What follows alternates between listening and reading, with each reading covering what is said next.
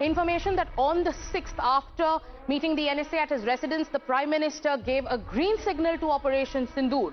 And we'll also break down more details. We have our reporters who are going to join us. Before, he met everyone individually, met service chiefs, met the Defense Secretary, announced a nationwide mock drill. The center was announced. That was, as per sources, part of a deception plan to take the enemy off guard.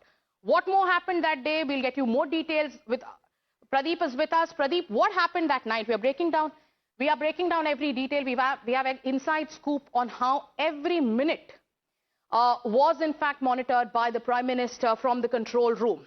Take us through minute-by-minute updates on what happened on the night when our forces beautifully executed and successfully came back after demolishing terror infrastructure in both Pakistan and in PoK. Yes, Sagrika, see what really happened on 6th of May. It was the last person to meet Prime Minister Narendra Modi at his residence was National Security Advisor Ajit Doval. That was the time when the green signal was given for this operation. The Prime Minister was awake till 3 a.m. in the morning, and he kept on monitoring each and every frame. And in the Situation Group in the South Block, all the tri-service chiefs, including CDS, were present, and they were curiously watching at what really is going to happen. It was at about 1, the operation finally started, and 1/4, the first was the Kotli. The Kotli was the terror hub that was decimated, and the terror, you rightly said, the target was locked, and finally that terror hub was demolished. And it continued for about 25 minutes. In 25 minutes, 24 missiles were fired, 9 terror dens were decimated, and about 70 terrorists were killed, which included terror clan of Jaish-e-Mohammed chief Masood Azhar. And they were quite happy when after 8-10 minutes it was Bahawalpur, because that was considered to be the most important target. That was the headquarters of Jaish-e-Mohammed. You rightly said, Jaish-e-Mohammed is the same organization which has been responsible for Parliament attack, Pathankot attack, Pulwama attack, and also many other attacks that they have carried out. He's a globally designated terrorist. So Prime Minister was updated from time to time what exactly is going on. He was briefed about each and every operation. Every time when the target was locked, he was told about. And after every successful demolition, the Prime Minister was told about everything. So Prime Minister was completely monitoring, because he was the one during the first war room meeting that he has suggested the name Operation Sindoor. Reason was that in front of the eyes of those ladies, their husbands were killed. Yes. You have erased their Sindoor. We are going to wipe out the terror. That was the time when Prime Minister decided. And finally, till 3 a.m. he kept on watching everything, because those operations... Yes, and Pradeep, I want you to stay with us, because for viewers who are joining us on this broadcast, let's also tell them about the information that we've accessed from our sources.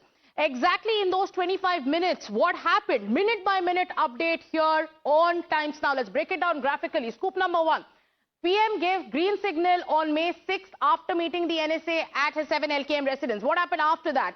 Tri-service chiefs and Defense Secretary also met the Prime Minister individually before the strike was, in fact, before a green light and an order was given for the precision strikes. Then there was a nationwide mock drill announcement that was made, and as per sources, this was nothing but a decoy or a deception attempt to take the enemy off guard. Then all the 3 service chiefs and CDS camped in the Situation Room till about 3 a.m. Scoop number 5 that we've accessed is that each missile launch, each hit on the target was tracked frame by frame in the control room. Scoop number 6, at 1:04 a.m., the first hit happened on the Kotli terror camp. There was complete silence in the control room when they were monitoring what happened. 8 minutes later, that's when the Jaish headquarters in Bahawalpur was bombed and was smashed to smithereens. At 1:28, another strike on Lashkar's Murid Ke Den. It was decimated and reduced to rubble. This was happening in the heart of Pakistan, 40 kilometers away from Lahore. There was live intel and strike coordination that was given to the Prime Minister real time, minute by minute, second by second updates to the Prime Minister. And the Prime Minister did not sleep till the strike was executed and our forces came back safe. Then the Prime Minister only relaxed and heaved a sigh of relief when the air and army strike teams, they returned safely. The Prime Minister also then, as per sources, praised the Coast Strike team for flawless execution of Operation Sindoor. Brigadier J. Khera, good morning and thank you for patiently waiting by. Air Marshal Ravi Gopal Krishna Kapoor, defense expert, joining us. We are breaking down the details, more details that are coming in today, more pictures, more proof for the world to see. But Brigadier, if you can tell us, does the success of Operation Sindoor prove that precise surgical strikes are India's new terror deterrent and a message to the world that terrorism will not be tolerated by India? Absolutely. I mean, we have actually proven to the world that we can actually target all, specs into absolutely down to the kill. And something which is very important is I want to say is that nothing was crossed on the LOC. Everything was a standoff attack. Everything was precise. Everything was planned deliberately, and everything was carried out in a precision time. Now look at the strikes which took place right from the north till Bahawalpur, extended line. Therefore, you can imagine there were AWACS in the air to ensure monitoring. The satellites were positioned into those areas. The units were positioned for carrying out those strikes, and they carried out that strike from 4 minutes past 1 at night till 1:27. So you can imagine operation spread along the length of the IB and LOC, which actually this operation was carried out. You can imagine the kind of coordination for the first time has been done post Balakot attack. Therefore, something important I want to say is the NTRO was involved in this operation.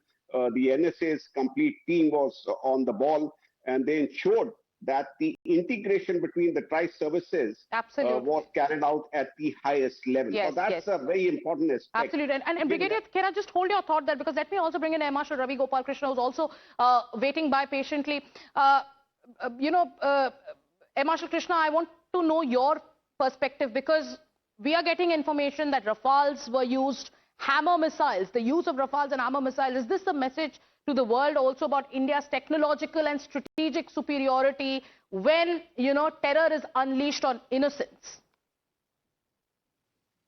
You see, ever since the Rafales have come, we have very, very meticulously built up the capabilities which should go with Rafale for long-range precision strikes. And this is a capability which is provided, like you people have been covering, with the Scalp, which is also known as the Storm Shadow, and Hammer. So these Scalp is a powered weapon, and Hammer is kind of a glide-come powered weapon, and both have different ranges, but they have very, very high precision capability. Right. And this standoff precision capability provides us the choices of targets where we can very precisely take out part of a building or within a set of buildings, a very, very important building, like has been done in Bahawalpur and Muridke, where these were big complexes. These were not small complexes. Yes. And when these are big complexes, you need very, very good intelligence in terms of where is the strike going to create maximum effect.